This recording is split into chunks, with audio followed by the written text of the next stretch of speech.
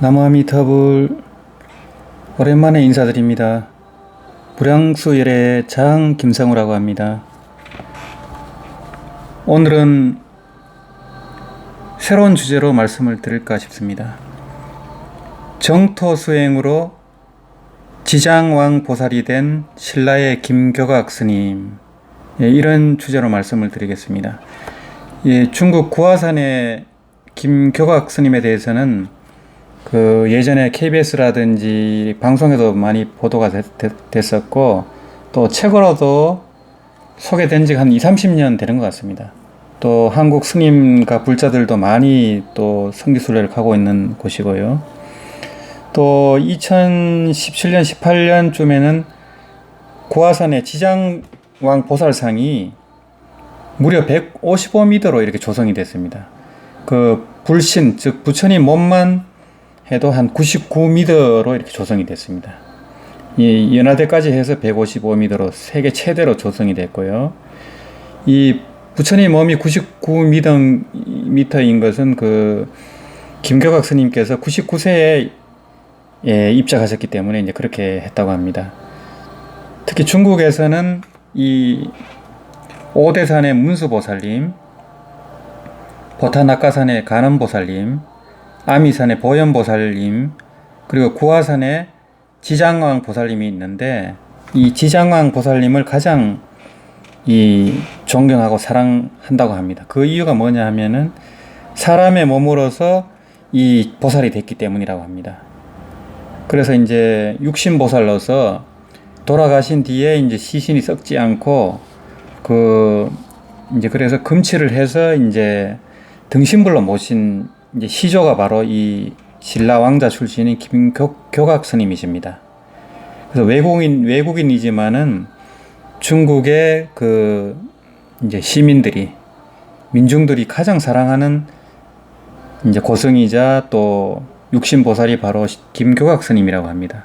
근데 이 김교각 스님의 이제 일대기라든가 이제 그런 유적에 대해서는 많이 소개가 됐지만은 김교각 스님께서 어떤 수행을 했는지 여기에 대해서는 알려진 바가 없습니다. 알려진 바가 없었는데 얼마 전에 보성대원사의 현장 스님께서 이제 페이스북에 이제 이렇게 글을 올리셨는데, 거기에서 이 김교각 스님께서 정토 사부경을 독경을 했고, 또 삼매를 얻어서 간센보살님을 칭견했다, 이런 얘기를 이제 본 적이 있습니다. 그래서 이제 자세히 알아보니까 이 김교각 스님께서는 나무아미타불 고성연보를 많이 하셨고, 또 정토 삼부경 플러스 이제 아미타 고음성왕 다라니경이라는 이제 정토 경전이 또 있습니다. 이 경까지 해서 정토 사부경을 굉장히 열심히 독경을 하셔가지고 이제 이 간경산매를 얻고 또 간센보살까지 칭견했다는 거, 이런 기록이 이제 추가가 돼가지고 제가 이제 그런 얘기도 소개하고 김교각 스님을 또 한번 일대기를 한번 소개를 드릴까 싶습니다. 이 내용은 이제 고성전이라든지 여러 곳에서 이제 소개가 돼 있고, 또 구화산에 일대기가 있습니다. 그걸 또 포함을 했고, 아마 현장에서 이런 기록을 이 현장스님, 보성대원사의 현장스님께서 발굴하지 않았나 싶습니다. 그래서 보성대원사에서는 또 김교각 스님 김지장 성보박물관을 지금 건립을 했습니다. 또 거기에 이제 김교각 스님 관련 유품들이 잘 소장이 돼 있고요. 저는 한 2달 전인가 3달 전에 이제 참배를 했습니다. 아주 박물관이 잘 돼 있고, 김지장 스님 박물관으로서는 국내에서는 가장 크고 처음으로 이제 이렇게 건립이 됐습니다. 그래서 보성 근처로 가시는 분들은 한번 참배를 하시면 좋을 것 같습니다. 그러면은 김교각 스님의 일대기를 읽어드리면서 제가 부분 설명을 하도록 하겠습니다. 신라 청년 김교각은 어떻게 지장왕 보살이 되었나? 이 김교각 할 때 교자는 높을 교자입니다. 이 이제 구화선에서 받은 법명인데요. 높은 깨달음 이런 뜻입니다. 김교각 스님은 697년부터 794년까지 생존하셨고요. 우리 나이로는 99세에 입적을 하셨다고 합니다. 서기 696년 신라 계림의 왕족 집안에 한 사내 아이가 탄생하였으니 그의 부친은 김흥강으로 훗날 성덕대왕이 되었고 모친은 성정왕후 김씨가 되었다. 탄생할 때부터 그 풍모가 기이하고 복해 구족하였다. 첫 속명은 중경이며 거듭 경사가 있다 이런 뜻입니다. 중경이며 학명은 수충이었다. 예, 지킬 숫자 충성할 때 충자입니다. 수충이었다. 24세에 당나라에서 출가하여 교각이라는 법명을 받았다. 예, 당나라 때 출가하여 이제 높은 깨달음, 교각이라는 법명을 받았다는 겁니다. 교각은 유년 시절부터 총명하고 자애로웠으며 학문을 즐겨 도를 깨달았다. 다른 왕가의 자손들과는 달리 성실하며 교만하지 않았고 언제나 학문에 분발하였다. 수충은 즉 김교각 스님은 독서를 좋아하였다. 특히 학문, 불학, 예의, 천문, 지리를 아주 좋아하여 이들 학문에 대한 자신만의 독특한 견해를 가지고 있었다. 청년 시절에 키가 7척이요 기골이 장대하니 그 힘이 능히 10사람의 범부를 당할 만하여 부모의 마음을 기쁘게 하였다. 7척이면은 1척이 한 30cm쯤 되니까 210cm쯤 됩니다. 그래서 삼국지에 나오는 간훈장도 7척 장신이었다 합니다. 그래서 210m면은 굉장히 장신이고 크기 때문에 10사람의 이제 힘을 가질 정도로 이제 장사였다는 겁니다. 그래서 부처님도 키가 215cm 정도로 이렇게 알려져 있습니다. 당시에 신라는 망망대해를 사이에 둔 당나라와 설린의 관계를 유지하며 교류가 빈번하였다. 서기 714년 성덕대왕은 수충을 당나라의 수기 학생, 즉 유학생으로 보내어 학문에 정진케 하니 그의 나이 18세 때의 일이었다. 당 현종이 왕자 수충을 대하며 사람됨이 크고 기골이 장대하며 몸가짐이 출중하니 먼저 수기를 받아들이고 후에 대감직에 봉했다. 현종은 또한 친히 수충을 접견하고는 수충을 총애하여 조당에서 연회를 베풀었으며 머물 집과 비단을 하사하였다. 그래서 당나라 현종도 이제 신라 왕자이기 때문에 이렇게 대우를 한 것 같습니다. 수충은 당의 수도 장안성을 유람하였다. 둘레가 70리에 달하는 장안성은 천하 제일의 성도라는 이름에 걸맞게 고매한 기운이 감돌았으며 온갖 새로운 학문과 문명이 번창하고 있어 수충을 흥분시키기에 충분했다. 수충은 학문을 즐기면서도 널리 교분을 맺었다. 그의 허심탄회한 성품은 이내 친구들을 끌어당겼고 그들로 하여 수충은 많은 지식을 습득할 수 있었다. 수충은 낙양의 백마사를 방문하여 예를 다하여 고승을 칭견했다. 불법의 진리를 통했던 이때의 여행은 수충에게 깊은 인상을 남겼다. 수충은 또한 하남성의 숭산 소림사를 찾아 달마 선시를 참관하였다. 그리고는 마침내 불법에 대해 깊이 고찰하기에 이르렀다. 숭산 소림사는 달마 대사께서 면벽 수행을 했던 이제 선종의 근본 도량입니다. 수충은 소림사의 고승을 찾아뵙고 서로 예물을 교환하였다. 그래서 이 교각 스님은 이 키도 장신이지만 무술을 잘했다고 합니다. 그래서 중국의 이 지장항 보살을 이 극한 드라마들이 많습니다. 영화도 있고 보면은 이 교각 스님은 무술을 아주 잘하는 그런 고성으로 나옵니다. 아마 이 소림사에서 이 무술을 연마하지 않았나 이런 생각이 좀 듭니다. 717년 4월 당 수기 4년 만에 수충은 모친의 급전을 받고 고국 신라로 돌아왔다. 이때 신라는 왕실의 암투가 격렬하였다. 그에 붙인 성덕대왕은 모인 성정왕후를 폐하여 사가에 머물게 하고 그의 큰 아우인 중경을 태자로 책봉하였다. 수충은 궁 밖으로 쫓겨났다. 이제 엄마가 이제 왕후에서 이제 폐하게 되니까 쫓겨난 겁니다. 당에서 돌아온 뒤로 수충은 마음의 평정을 찾지 못하고 그의 모친과 서로 의지하며 지냈다. 수충은 당에서 보낸 4년여 동안의 수기 생활을 떠올렸다. 시, 서, 예, 은하, 삼교, 구류의 가르침을 생각해보면 유불선 삼교를 말합니다. 구류의 가르침을 생각해보면 궁중에서의 참담한 암투는 크게 각성해야 할 일이었다. 수충은 오로지 불법만이 고난을 이겨낼 수 있다고 여기고 불법에 기이하기로 마음먹었다. 그는 자신의 모친을 속이고 절로 들어가 삶의 해탈을 탐구하기 시작하였다. 이때 이제 어머니를 속이고 이제 출가를 했는데 나중에는 어머니께서 이제 구화산에서 이 큰 고승이 된 이제 자식의 소식을 듣고 이제 구화산으로 오게 됩니다. 그 뒤에 이제 얘기가 나옵니다.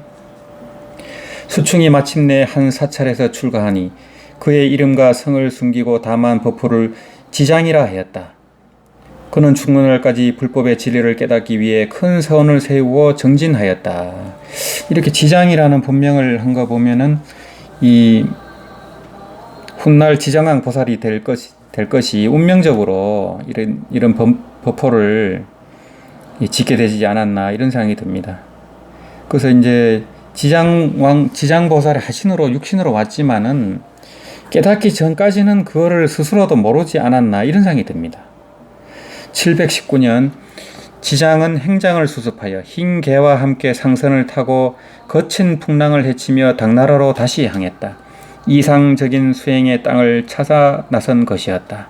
여기서 흰 개는 삽살개로 묘사가 됩니다. 그래서 이 구화산의 지장왕 보살 옆에는 항상 이 삽살개가 있습니다. 수충이 탄 상선은 절강성의 보타산 근처에 이르러 거센 풍랑을 만나 잠시 정박하게 되었다. 지장은 부군의 어민들이 사는 민가에 숙소를 정하였다. 그날 밤이었다. 밤이 이슬해지자 문밖이 소란스러워지더니 덜컥 방문이 열렸다. 해적이 침입한 것이었다. 해적은 모두 4명이었는데 행동이 흉폭하기 그지없었다. 지장은 부드러운 말로 그들을 설득하였다. 그러나 해적들은 끝내 지장의 말에 복종하지 않았다. 지장의 무술을 알 까닭이 없는 해적들이었다. 마침내 지장은 악을 제거하고 선을 펴고자 마음먹고 힘을 쓰니 땅바닥에 널브러진 해적들은 한 놈도 다시 일어나지 못한 채 신음소리만 내뱉고 있었다. 지장은 측은한 마음이 들지 않을 수 없었다. 지장이 해적들을 불러 모아 불법의 진제, 속죄 반대말이 진제입니다. 진제를 쉽게 깨우쳐 주니 그들의 얼굴에는 부끄러워하는 빛이 역력했다. 해적들이 크게 깨달아 다시는 못된 짓을 하지 않을 것을 안 지장은 그들을 풀어주었다. 이 지장 스님, 즉 김교각 스님은 신라 왕자 출신이기 때문에 이미 하랑도 교육을 다 받고 문무를 겸비한 분입니다. 더구나 키가 210cm나 되기 때문에 그 옛날 사람들은 키가 160 정도밖에 안 됩니다. 그러다 보니까 이제 아무리 숫자가 많아도 무술까지 했기 때문에 쉽게 이런 해적들을 제압을 한 것 같습니다. 풍랑이 가라앉자 지장은 다시 수행길에 올랐다. 마을 사람들은 그 며칠 사이 지장의 인품과 선풍을 흠모하게 되었다. 사람들은 마을 멀리에 있는 포구까지 따라 나오며 지장과의 작별을 아쉬워했다. 뱃머리가 거친 바다 물결을 기르기 시작하더니 얼마 가지 않아 절강성의 항주에 닿았다. 항주에는 금하 만불사가 있었다. 만불사는 불법을 수행코자 하는 승려들이면 누구나 찾는 절이었다. 지장은 지체 없이 만불사에 머물면서 몰라지경에 들었다. 산매에 들었다는 겁니다. 지장이 경을 읽고 널리 법을 펼치니 만불사에는 더욱 많은 승려들이 모여들었다. 지장이 있는 동안 만불사는 불법이 크게 일어나고 도풍이 진작되었다. 안여자의 무리들까지도 제자가 되기를 원했으나 지장은 단지 승려들에게 전념하였다. 어느 날 자선에 몰입되어 있던 지장은 호련한 꿈을 꾸었다. 이상적인 수행의 땅은 이곳처럼 변화한 도시에 있는 것이 아니니라. 마땅히 심산유곡에 있을 것인즉 그 산은 높고 신령한 기운을 가졌으며 청정하고 청량한 기운을 가졌느니라. 꿈에서 깨어난 지장은 문득 깨달음을 얻어 크게 기뻐하였다. 더 이상 만불사에 머물지 않으리라. 지장은 다음날 만불사를 나왔다. 꿈에서 본 듯한 길을 따라 동으로 길을 재촉했다. 울창한 수림이 앞을 막아서는 산과 깎아지른 절벽이 버티고 있는 준령을 넘어야 했다. 어느덧 절강성의 봉황산을 지나쳤고 길을 잃어 헤매던 끝에 휴령의 재온산을 넘었다. 휴령에서 다시 길을 재촉한 지장은 장강변, 즉 양자강변의 기지의 말라산을 지났다. 장강의 거센 물살을 힘들게 거슬러 올라온 나룻배는 기지의 성문촌에 이르러 마침내 닻을 내렸다. 오랜 선상 여행에 지친 지장은 성문촌에서 하선했다. 그곳에서는 처사 고제라는 사람이 있어 추앙을 받고 있었다. 지장은 고제와 친교를 맺어 오랫동안 성문촌에 머무르며 소석묘에서 시를 짓기도 했다.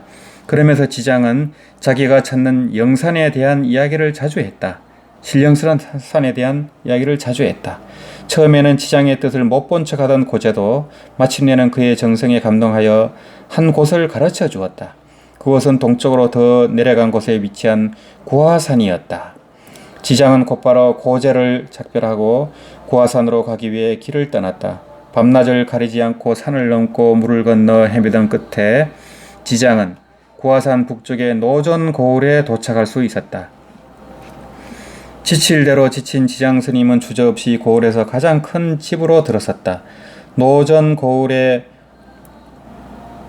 오용지는 처음 보는 스님이건만 지장에게 먹을 것을 주고 잠자리를 제공하였다. 다음 날 지장 스님이 구화산을 찾아온 까닭을 이야기하자 오용지가 빙그레 웃으며 민양하를 찾게 하니 지장은 크게 감격하여 수해미라는 시를 지어 오영지에게 답례하고 산으로 올랐다. 수해미는 은혜로운 쌀에 감사하며라는 시 제목입니다. 그래서 민양하라는 사람과 운명적인 만남을 갖게 됩니다. 오영지가 말했던 민양하의 집은 한나절이 지나서야 도착할 수 있었다. 구화산의 험한 계곡을 올라가 마을로 들어서니 민양하 부자가 지장 스님을 맞이했다. 지장 스님은 민양하의 집에서 며칠을 머물렀다. 그러던 어느 날 민양하가 물었다. 무엇을 구하시는지요? 내가 천리를 마다 않고 구화산까지 달려온 것은 널리 불법을 펼칠 적당한 땅을 찾기 위함이었어. 내 몸을 의지할 가사자락 정도나 덮을 수 있는 땅이면 되겠소. 그거야 못 구해드리겠습니까? 그때였다. 지장 스님이 가사자락을 펼치니 구화산 전체가 가사자락에 덮여버렸다. 이것이 지장 스님이 이미 그때 신통력을 갖춘 도력이 있었는지 아니면 불보살의 가지에 의한 것인지는 알 도리가 없습니다. 근데 이 시절로 봐서는 불보살의 가피 묘력이 아니었을까 이런 생각이 듭니다. 순간 민양하는 크게 깨달은 바가 있었다. 신을 희롱하는 듯한 고승의 불법이 강대무변함도 알 수 있었다. 민양하는 그 자리에서 자신의 아들을 출가시켰으니 그가 바로 도명하상이다. 뒤에 민양하 또한 속세를 등지고 지장의 제자가 되었다. 이 도명하상이 바로 나중에 자보처가 됩니다. 지장왕 보살의 자보처가 되고 민양하 아버지는 우보처가 됩니다. 민양하가 비록 구화산 전부를 시주하였다고는 하나 아직은 진리의 깨달음을 외면한 채 바람을 맞고 하늘을 가릴 절집을 구할 때가 아니었다. 아직까지는 이 스님이 깨달음을 얻고 신통을 갖춘 그 정도 경지는 아니었다는 겁니다. 지장 스님은 험한 산과 계곡을 넘어 노호동의 동쪽 골짜기로 향했다. 산꼭대기 바로 아래에 양지 바르고 평평한 곳이 나타났는데 거기에는 한 사람이 생활하기에 알맞을 정도의 동굴이 있었다. 동굴로 들어간 지장 스님은 면벽한 채 참선에 들어갔다. 지장 스님이 동굴 안에서 고되게 수행을 하니 그의 무념무상의 참선은 독사도 어쩌지 못했다. 전해오는 말로는 산신이 지장스님의 정성을 의심하여 그를 시험하느라 아리따운 여인을 보냈다 하였다. 여인은 온갖 교태를 부리며 백방으로 그를 유혹했다. 하지만 지장스님은 불호만을 염불할 뿐 마음에 동요됨이 조금도 없었다. 여기서 이제 불호는 나무 아미타불이었을 거라고 추정이 됩니다. 왜냐하면 잠시 뒤에 나오지만은 이 지장스님은 정토 사부경을 이 독경할 뜻을 세우고 있었고 이 책을 구하려고 했기 때문입니다. 이제 나무아미타불은 이제 책이 없어도 할 수 있지만은 그 이제 소위 경전을 보고 싶어 했던 것 같습니다. 마침내 여인은 옷을 벗고 목욕을 하였으며 근처에는 독사가 울거리기 시작했다. 그러나 지장의 태도에는 일말의 흔들림도 보이지 않았다. 지장의 마음은 반석과 같았다. 비로소 산신이 감동하여 영약과 세모를 주니 지장은 합장하여 감사한 마음을 보여주었다. 이것이 바로 이 불치의상 여여부동한 경지입니다. 어떤 두려움, 쾌락에도 취하거나 두려워하는 그런 마음이 없이 어떤 것을 봐도 여여부동한 태산 같은 그런 심경이 된 겁니다. 이런 이제 동굴에서 연불할 때 여인들이 유혹을 하는 케이스는 많이 나옵니다. 이제 원효스님 같은 경우는 깨닫고 나서 의정부 동두천 소요산에서 동굴에서 동굴 수행을 했습니다. 연불 수행을 했습니다. 동굴에서 연불 수행을 할 때 그때 간세음보살이 나타나서 이 비에 흠뻑 젖은 채로 들어와서 이제 동굴에서 하룻밤을 지내면 안 되겠냐 이렇게 해서 이제 같이 지내게 됩니다. 근데 이제 아무 일 없었다는 거죠. 그때 소요산 밑에서는 이 요속공주와 이제 설총이 밑에서 따로 살았다고 합니다. 그래서 설총은 이제 서당에 갈 때마다 이제 아버지가 있는 원효스님이 있는 소요산 쪽으로 이 절을 하고 서당에 갔다고 합니다. 그만큼 효정이 지극했고 또 원효스님이 이제 수행처를 옮길 때마다 요속공주는 설총을 데리고 그 사촌에서 같이 기도를 이제 했다고 합니다.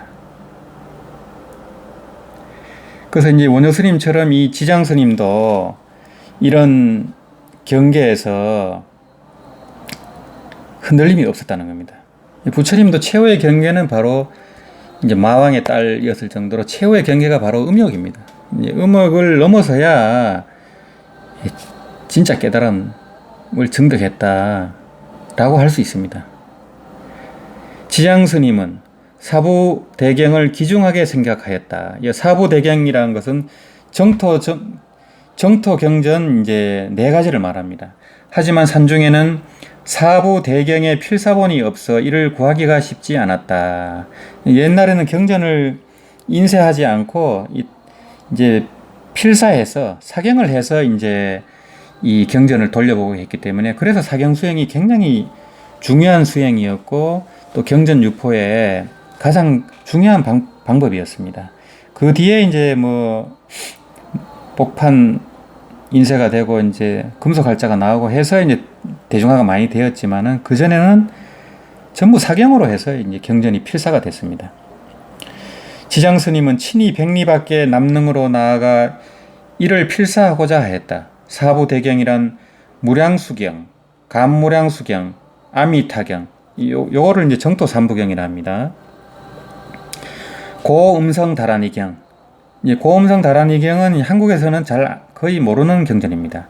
이것은 이제 아미타 고음 성왕 다란이경, 이게 주말입니다. 아미타 고음 성왕 다란이경, 이제 한글 대장경에는 포함이 된 것 같습니다. 그래서 요것도 별도로 나중에 소개를 드릴까 합니다. 그래서 이 정토 경전 중에서는 이 무량수경이 가장 중요합니다. 무량수경이 이제 가장 방대하고 또 중본 함경이라 할 정도로 이 내용이 풍부합니다. 그래서 아미타 부처님이 이 법장 비구가 어떻게 아미타 부처님이 되었고 어떻게 이 극락 정토를 건설했는지 창조했는지 거기에 이제 그 의정장엄 주관과 객관 세계는 어떻게 되어 있는지 수행 환경은 어떻게 되어 있는지 거기에 가려면 어떤 수행을 해야 되는지 또 아미타 부처님의 48대오는 어떤 건지 또 극락보살은 어떤 수행을 하고 있는지 어떻게 해야 무생법인을 증득하고 성불한 뒤에 중생 제도를 하는지 그런 내용에 상세하게 들어있습니다. 그래서 이 극락보살 수행에 이 가장 상세하게 기록된 것이 바로 무량수경입니다. 그래서 무량수경이 가장 중요한 정토 경전이 되겠습니다. 그래서 이 무량수경을 줄인 것이 액기설을 줄인 것이 아미타경입니다. 그리고 이제 감무량수경은 이 왕생극락하기 위한 16간법이 설해져 있습니다. 이 위제이 부인이 석가모니 부처님의 설법을 듣고 이 아미타 부처님을 칭견하는 즉시 무생법인을 증득하는 그런 장면이 나오면서 이 16간법이 설해져 있습니다. 이때 제자 남능학사 유탕이 있었다.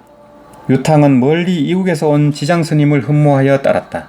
유탕이 지장스님의 뜻을 알고는 흔쾌히 남능으로 나아가 사부대경을 필사하여 바치니 지장은 비로소 보배와도 같은 경전을 얻을 수 있었다. 지장스님은 동굴에서의 고된 수행을 멈추지 않았다. 그래서 이 여인의 유혹을 이겨낼 정도로 이 공부가 깊었는데도 이 보림을 멈추지 않았다는 겁니다. 하루는 밖으로 나와 멀리 남쪽을 바라보니 자욱한 구름에 쌓인 채 하늘로 솟아있는 천대봉이 마치 성령과도 같았다. 지장스님은 흰개를 데리고 천대봉으로 올랐다. 천대봉 경대의 끝에 이른 지장스님의 입에서는 경이 읊어지고 있었다. 이 정토 사부 대경을 다 외우고 있었던 겁니다. 지장스님은 고된 수행을 멈추지 않으며 항상 정성을 다하여 경을 읽고 정신을 가다듬었다. 마침내 그의 정성은 간샘보살을 감동시켰고 간샘보살은 그의 앞에 현신하여 경을 듣기도 하였다. 어느 날은 대붕이 날기를 멈추고 지장의 경 읽는 소리를 들었다. 대붕은 이 용을 잡아먹는 신화적인 새입니다. 우리 눈에는 안 보입니다. 용도 안 보이고요. 이 영적인 존재입니다. 어느 날은 대붕이 날개를 멈추고 지장스님의 경 읽는 소리를 들었다.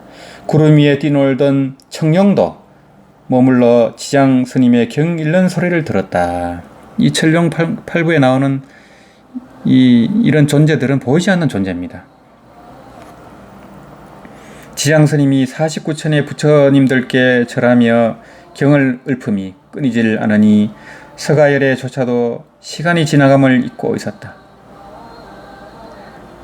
지금도 배경대에는 깊게 파인 지장스님의 두 발자국이 남아 전해지고 있어 그의 자취를 길이 남기고 있다. 이 보성 대원사의 이 배경대를 그대로 이렇게 만들어 가지고 거기서 이 절을 하고 이 기도를 할 수 있도록 이렇게 만들어 놨습니다. 이 사진으로도 보여드리겠습니다. 하늘이 조화를 부리고 귀신이 다듬었음인가 본래 간샘보살이 경을 듣던 곳에는 하나의 옥석이 늘씬한 자태를 보이며 길게 솟아올랐고 사람들은 이를 간음석이라 부르고 있다. 대붕이 날개를 접었던 곳에는 벼락에 맞아 깎인 듯 가파른 절벽으로 솟았는데 한 마리의 매가 금방이라도 날개를 펼 듯한 형상으로 천태풍의 위용을 떨치고 있는데 이는 노웅배벽이라 불린다. 청룡이 경을 듣던 곳에는 가일이 매달린 듯 신묘하고 위태롭게 솟아오른 알벽이 마치 촛대에 불을 밝힌 형상을 하고 있다. 이 납촉봉에 꺼지지 않는 촛불은 영원히 지장도량의 밝은 빛을 비출 것이다. 지장스님이 우러러 경을 염하던 아름다운 이야기를 기리기 위하여 후세 사람들은 납촉봉 남쪽 정상에 웅장한 천태사를 지었다. 천태사는 1000년을 향연에 쌓여 그 맥을 유지하고 있다. 천태사 앞에는 고화산 최고봉인 시왕봉이 솟아있는데 해발 1342m에 달한다. 어느 날 지장 스님이 흰개 지체를 데리고 산속에서 길을 찾고 있었다. 호련 사납게 울부짖는 산짐승의 소리가 들려왔다. 그때였다. 살려주세요. 어린아이의 비명소리가 거듭 들려왔다.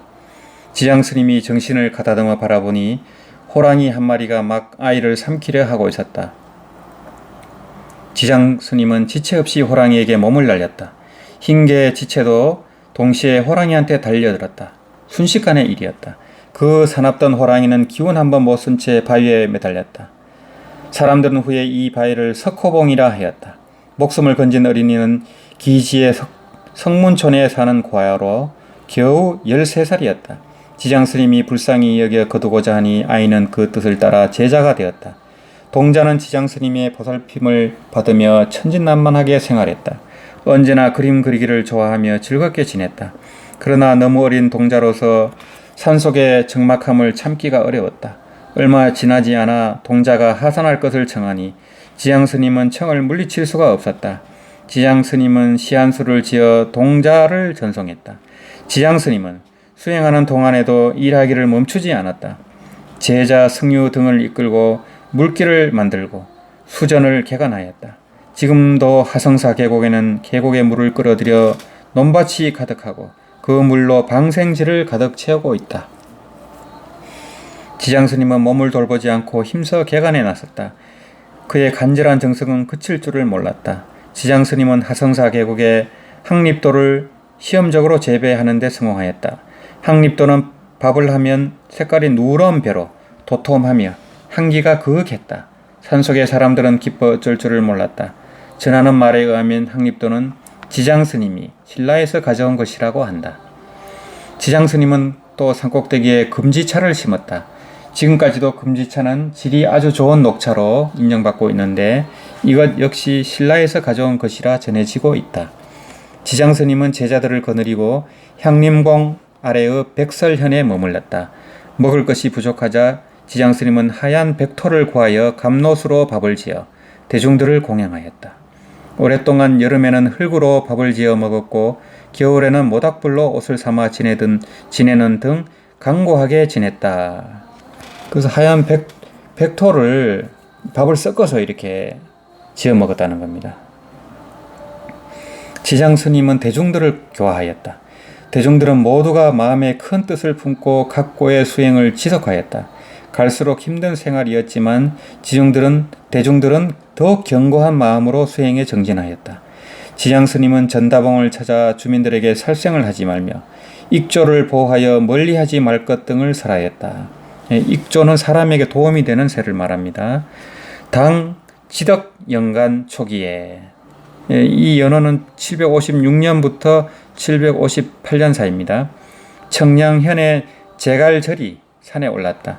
제갈절은 동쪽의 석굴에서 참선에 들어있는 한 노승을 볼 수 있었다. 제갈절은 놀라 가까이 다가가서 자세히 보았다. 어두침침하고 습기가 가득한 석굴 안에는 다리를 접을 수 있는 쇠솥이 하나 있었는데 그 안에는 백토가 가득했고 드문드문 쌀이 섞여 있었다. 그것을 본 제갈절은 크게 감동하여 그 자리에 무릎을 꿇었다. 제갈절 등은 단공의 옛 땅에 절을 지을 것을 청했다. 지장스님은 이를 수락하였다. 이 소식을 들은 사람들이 불사에 참여하기 위해 사방에서 몰려들었다. 그들이 터를 다지고 나무를 벌목하여 절을 지으니 드디어 수행의 도량이 그 모습을 드러내기 시작했다. 마을 모든 주민들과 대중들의 노력에 힘입어 불사는 순조롭게 진행되었다. 이윽고 지장스님은 승유 등의 제자들을 이끌고 친히 본당을 올리니 고화산 하성사가 마침내 완성되었다. 지주, 태수, 장암이 지장스님의 고고한 기품을 추앙하여 많은 재물을 보시하였다. 또 조정에 상주하니 하성사라는 편액을 내렸다. 지장스님은 가르침에도 게으르지 않았다. 연자암에 있을 때에는 성속들이 경을 청하기를 멈추지 않았다. 지장스님은 경을 담론하며 도를 논함에 있어 승속들에게 대자대비한 마음을 지녀 악을 짓지 말 것을 설하였다. 지장스님이 전다봉에 있을 때에는 늘 객들을 불러 삶의 철학을 이야기했고 불법의 전체를 펼쳐 보였다. 지장스님은 또한 나암봉에 있을 때에도 자명 계곡에 온 객들을 불러 경을 설하고 불법을 널리 전하기를 하루도 쉬지 않았다. 사방에서 몰려든 신도들은 지장 스님의 지극한 정성에 감동하여 깨닫지 않은 자가 없었다. 전해오는 말에 의하면 신라에서 온 사자인 소우, 소보는 지장 스님의 숙부들이었다. 그들은 구화산에 파견되어 지장 스님의 항국을 권하였다. 그러나 지장 스님이 두 숙부에게 경과 도를 설파하니 마음으로 움직이고 예로서 깨우칠 수 있었다. 두 숙부는 매우 감동하여 돌아가지 않고 구화산에 남아 지장 스님을 도와 도향을 건축하였다. 두 숙부가 입적한 뒤 사람들은 이성전을 지어 그 뜻을 기렸다. 전해오기를 지장 스님의 모친이 바다를 건너 천리길을 마다 않고 구화산을 찾아왔다. 모친이 도착한 소식을 들은 지장 스님은 만감이 교차하였다.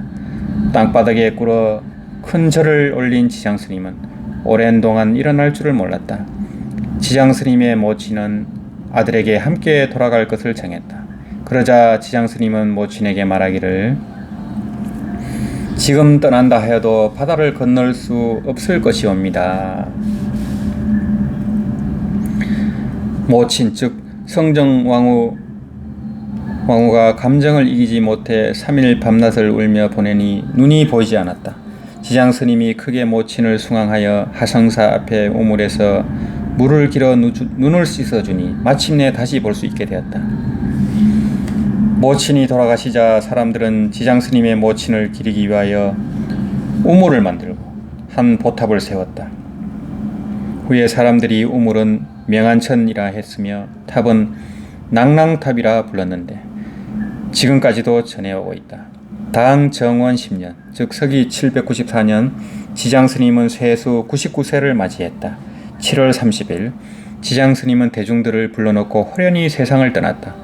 당나라 사람 비강경은 지장 스님이 입적할 당시 산에서 돌이 굴러 떨어졌으며 하성사의 종은 아무리 쳐도 소리가 나지 않았다고 기록하고 있다. 지장 스님의 육신은 가부좌 한 채 석함에 안치되었다. 3년 후에 석함을 열어보니 얼굴색이 살아있을 때와 변함이 없었고 뼈마디에서는 금반을 흔드는 듯한 소리가 났다. 불경에 이르기를 이런 소리가 나면 보살이라 하였다. 대중들은 이를 보고 지장 스님의 영령이 다시 돌아온 것이라 믿었다. 이때 영령이라는 것은 이제 신식, 아레아식을 말합니다. 그리하여 중국에서의 지장보살이 생겨난 것이니 그의 속성은 김씨이며 이름은 지장이라 한다. 대중들은 김지장 스님의 육신에 금분을 입혀 3층 석탑에 안치하였다. 3층 석탑을 세우자 원강, 둥근 강명이 희양하게 일어 하늘이 오색 찬란했다. 그런 연으로 이 고개를 신강령이라 불렀다. 뒤에 사람들은 탑 위에 정각을 세우고 앞에는 81개의 돌계단을 만들었다. 이 탑이 지금의 육신 보전이다. 김지장 스님은 고화산에 도착한 뒤 불법을 이루어 보살이 되었으니 중국 불교사에 있어서 유일하게 스스로 보살이 된 분이다. 당나라 때에는 지장보살상만 홀로 있었으나 당 이후에 김지장 스님의 양쪽에 도명하상과 그의 부친 민공의 상도 함께 세워졌다. 중국의 지장신앙은 매우 성한데 이는 중국 사람들에 의해서 영웅화된 것이다. 지장이 구화산의 도량을 이루고 고행으로 도를 이루니 사람들은 그의 행적에 감동하였다. 조정과 황제도 감동하여 명나라 때는 은을 하사하여 절을 수선했으며 장경을 내려 경배하게 하였다. 명숭정제가 편액을 내려 위선체락이라 하였다. 명강의제가 구화성경이란 편액을 내렸다. 청걸륭제가 분타보교란 편액을 내렸다. 당대 시인 이백은 구화산에 3번을 올라 지장스님을 기리기 위한 시를 지었는데 지장보살찬이라 한다. 송나라 시인 지남의 김지장탑의 시에는 84개 돌 층계 층층이 뻗치고 탑 위에 풍경소리 반공에 울리네. 500년을 넘어 있는 지장의 무덤이 예에 있어 무사람들은 저마다 꿈길을 더듬느나 라고 하였다. 역대 문인들이 쓸쓸히 찾아와 여러 형식의 글로 지장스님의 고풍함을 노래했다. 당나라 때부터 현재에 이르기까지 역대 고성들이 분분히 구화산을 찾아 절하여 예를 표했다. 시승, 하승들이 시를 읽고 그림을 그려 지장스님의 덕행을 칭송하였다. 중화민국 시대에는 중국의 유명한 홍일대사가 지장보살 수적찬을 지어 지장스님의 도를 칭송하였다. 찬에 이르기를 험한 물결, 거센 바람, 대자대비한 일생, 세상 사람들을 위해 살으셨도다 라고 적고 있다. 1000년 이래 구화산의 향기로움은 왕성했으며 그 은은한 향연이 쓰러지지 않았다. 명청 때는 구화산을 향하갑천하라 하였다. 지금도 구화산에는 불사의 향불이 멈추지 않으며 불법의 기풍이 서려 있다. 지금 구화산에는 84개의 절이 들어서 있다. 국가 중점 보호 사찰이 국에 9개, 성급 보호 사찰이 30개소에 이르러 국제적인 불교 도량이 되었다. 김지장 스님의 행적을 소개하고 지장왕 보살의 위대한 서원을 받들고자 한국의 보성대원사 주지현장 스님은 대원사에 김지장 성보박물관을 오픈하였다. 예, 여기 동영상에는 이 김지장 성보박물관에 소장된 유품들을 이 사진으로 이제 소개를 할 예정입니다. 그래서 이 김지장 스님, 중국에서 지장왕 보살이라고 불리는 김교각 스님께서 이 깨닫기 전에 아미타불 연불수행을 하고 정토 사부경을 독경을 해서 그 강경삼매를 성취하고 그렇게 그 큰 깨달음을 이루었다는 사실, 이런 사실은 처음 알려진 것입니다. 저도 이 김교각 스님이 어떤 수행을 했는가 참 궁금했었는데 이렇게 대원사에서 이런 이제 자료를 발굴을 하셔가지고 대단히 감사하게 생각됩니다. 이런 자료들은 아마도 구화산에서 이 기록을 번역하지 않았을까 싶습니다. 이런 대체적인 이 기록에는 이제 구체적인 수행법이 소개가 안 되어 있습니다. 이것은 현장에 가야만 알 수 있는 것이고 그런 거기 때문에 우리 스님들께서 이제 구화산에 가실 때 그런 것을 좀 더 자세히 또 연구하고 또 발굴하시면 좋겠습니다. 그래서 이 지장보살님은 지옥 중생이 텅 빌 때까지 성불을 미루겠다고 하는 대승보살의 최고의 보살을 이상적인 보살이다, 이렇게 할 수 있습니다. 석가모니 부처님께서 그렇게 찬탄한 지장보살 본원경에 보면은 그렇게 찬탄을 하고 있습니다. 이런 분들은 이제 이미 다 성불하시고 보살로서 이런 몸을 놔두는 겁니다. 그래서 이제 지장왕 보살님은 이제 지옥에서 건져내서 다시 인도 환생을 하거나 이렇게 이제 일단은 지옥에서 끄집어내는 게 이제 목적이기 때문에 바로 이제 극락으로 이제 인도하는 사례는 이제 많지는 않은 것 같습니다. 그렇지만 지장왕 보살님께서도 극락에 이제 주로 계십니다. 극락 보살이시고 또 요즘 이제 젊은 어린 아이들이 이 극락을 본 애들이 자꾸 나오고 있습니다. 불교 TV에서도 소개가 됐고 강호 스님께서도 소개가 됐고 또 우리 무량수일의 연호님 이제 아들이 이 명상 상태에서 이 극락을 보고 또 지장 스님을 칭견을 하고 이 지장 스님에 대해서 지장왕 보살에 대해서 전혀 모르는데 그 묘사하는 게 똑같습니다. 경전에 이제 똑같이 그렇게 또 묘사를 하고 대화를 하고 이제 그렇게 했다는 그게 이제 유튜브에 올라가 있습니다. 이처럼 이제 지장보살님께서도 나무아미타불을 해서 깨달음을 얻고 또 정토 경전을 독경했다는 것, 이것은 정말 놀라운 이제 얘기 같습니다. 그래서 이제 중국에서는 이 여러 종파가 있지만은 모든 종파 스님들이 나무아미타불을 합니다. 인사말도 아미타불입니다. 이제 선종 스님이든 천태종 스님이든 법화종 스님이든 함종 스님이든 유식종 스님이든 법상종 스님이든 기본 수행이 남아미타불입니다. 그만큼 이 아미타불 수행이 대중화되어 있다는 이 반증입니다. 그래서 당나라, 송나라 이후에 당송 명청 이후는 거의 이 남아미타불 수행이 대세를 점해가지고 참선조차도 선정 쌍수입니다. 선과 연부를 같이 닦는 게 이제 대세가 됐습니다. 중국에서는.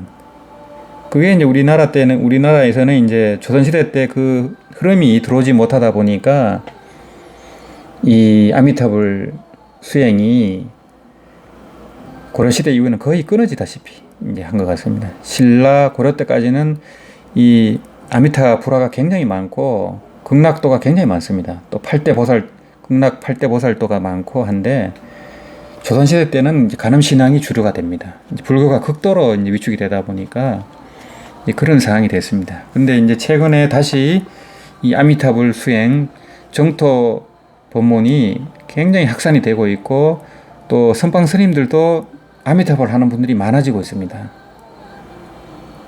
이제 겉으로 드러내진 않지만은 이제 그렇게 하고 계신 분들이 많고 이 연불 템플 스테이라든지 7일 가행정전이라든지 또는 이제 10일 가행정전이라든지 연불 무몽안이라든지 이런 이 수행 프로그램을 준비하고 있는 스님들도 있다고 저는 생각하고 있습니다. 그래서 이런 이제 우리나라에서 다시 이 연불 수행이 신라 때, 고려 때 이후에 이제 그런 정토 수행이 다시 되살아나고 있는 이런 와중에 김교각 스님, 신라 왕자 출신인 김교각 스님께서 이 아미타불 수행을 하고 정토 경전을 수지 독경했다는 이 놀라운 사실을 접하면서 이건 한이심에 제가 좀 급하게 이렇게 유튜브로 만들어 올리는 겁니다. 그래서 이제 이걸 보신 스님들이라든지 이제 불교학자분들께서는 좀 더 자세하게 이런 김교각 스님의 수행법에 대해서 연구를 하고 발굴해 주시면 이제 좋겠다는 이런 이제 말씀을 올리면서 마칠까 합니다. 나무아미타불, 나무아미타불, 나무아미타불. 남모 아미토